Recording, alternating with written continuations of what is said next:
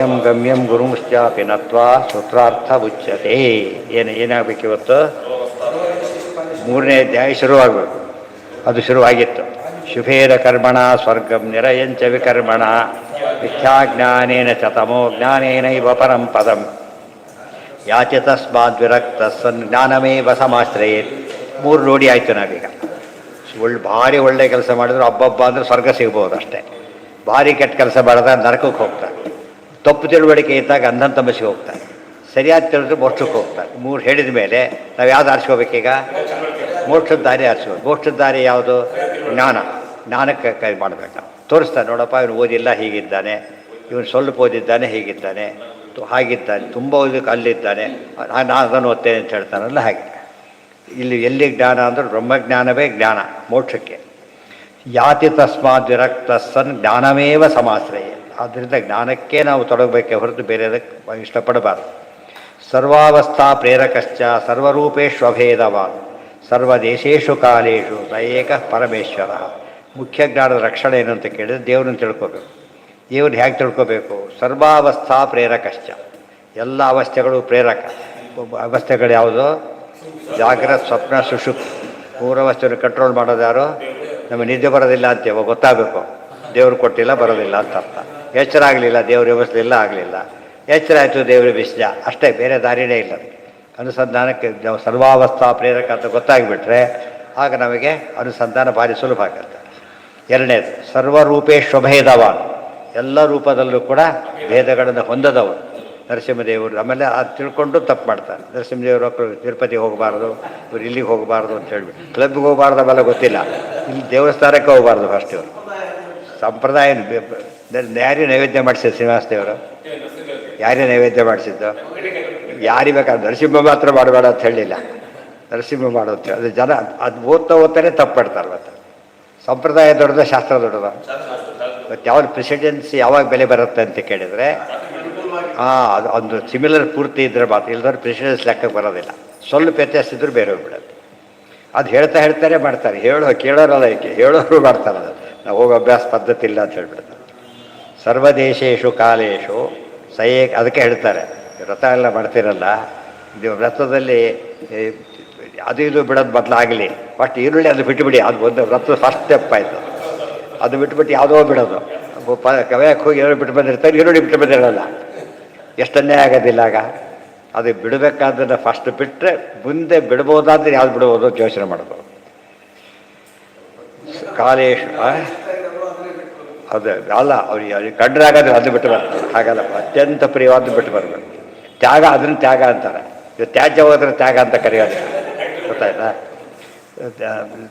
ಏಕ ಸರ್ವರೂಪೇಶು ಅಭೇದವಾನ್ ಸರ್ವದೇಶೇಶು ಕಾಲೇಶು.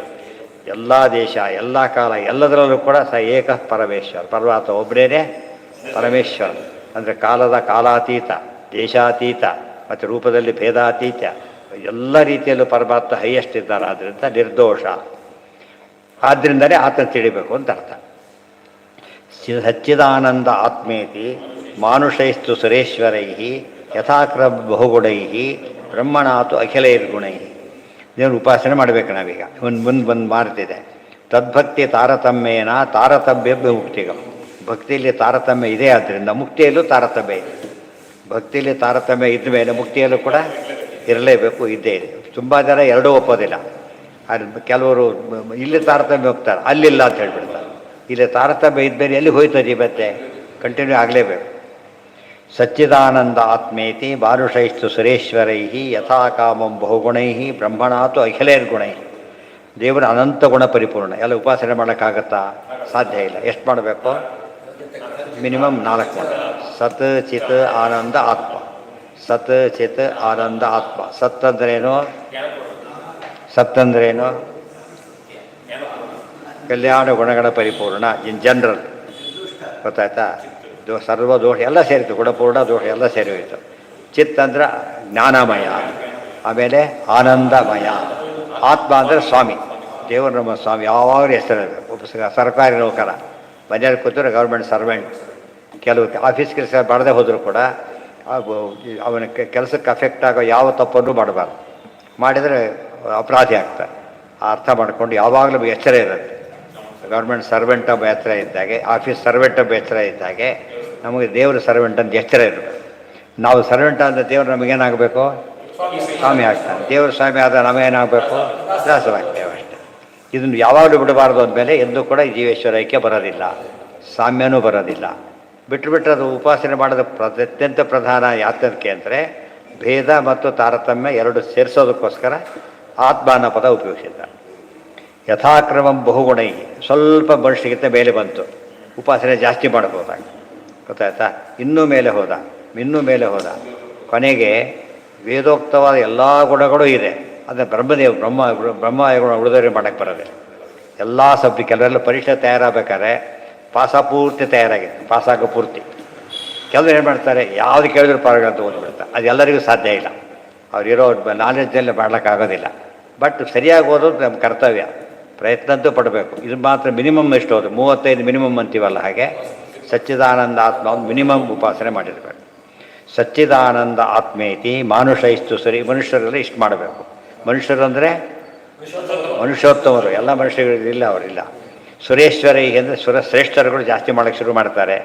ಯಥಾಕ್ರಮ ಬಹುಗುಣೈ ಬ್ರಹ್ಮಣಾತು ಅಖಿಲೈರ್ಗುಣೈ, ಎಲ್ಲ ಗುಣವನ್ನು ಮಾಡ್ತಾನೆ. ಅವ ಪ್ರಶ್ನೆವಂತಾಗ ದೇವರು ಎಲ್ಲ ಗುಣ ಉಪಾಸನೆ ಮಾಡಿದ ಮೇಲೆ ಅನಂತ ಗುಣ ಆಗಲಿಲ್ವಲ್ಲ,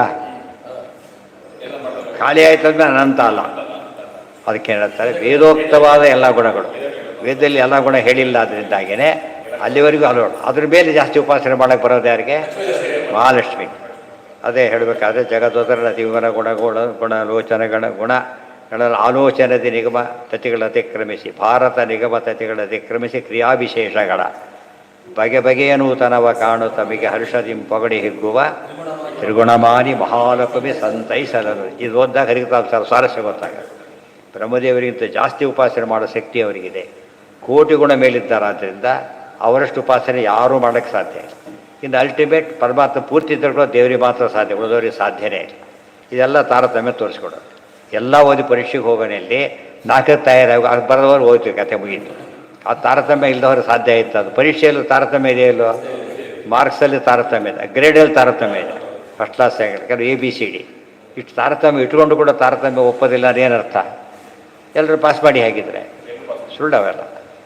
ಸಚ್ಚಿದಾನಂದ ಆತ್ಮೇತಿ, ಅವರು ಜಗತ್ ಸತ್ಯವಾದದ್ದನ್ನು ಅನುಭವದ ಸುಳ್ಳು ಅಂತಾರೆ, ತಾರತಮ್ಯ ಅನುಭವ ಬರೋದು ಇವರು ಸುಳ್ಳು ಅಂತಾರೆ.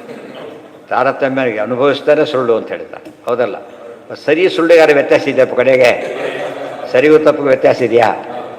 ಇಷ್ಟು ಒಪ್ಲಕ್ಕಾಗದೆ ಹೋದ್ರೆ ಎಲ್ಲ ಒಂದೇ ಆಯ್ತು. ಏನು ಬೇರೆ ಹೇಳಿ ಉಪಯೋಗ ಏನು ಬರಲಿಲ್ಲಲ್ಲ, ಉಪಯೋಗ ಆಯಿತು.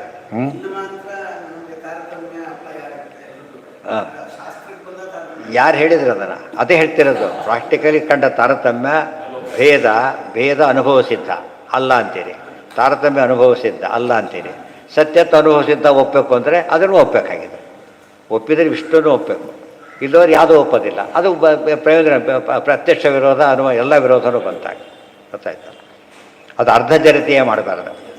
ಒಪ್ಪಿದ ಮೇಲೆ ಅದನ್ನು ಸರಿಯಾಗಿ ಅರ್ಥ ಮಾಡಿಕೊಂಡೇ ಒಪ್ಪಬೇಕು. ಯಥಾಕ್ರಮಂ ಬಹುಗುಣೈ ಬ್ರಹ್ಮಣಾತು. ಈರುಳ್ಳಿ ತಿನ್ನೋದಿಲ್ಲ ಅಂದರೆ ಈರುಳ್ಳಿ ಅದಷ್ಟೇ ಅಲ್ಲ, ಹಾಕಿದ ಬೇಳೆ ಸೇರಿದ್ದು ಅದನ್ನು ತಿನ್ನಬಾರ್ದು ಅಂತ ಅರ್ಥ. ಇದನ್ನು ತೆಗೆದು ತಿನ್ನಕ್ಕೆ ಬರೋದಿಲ್ಲ.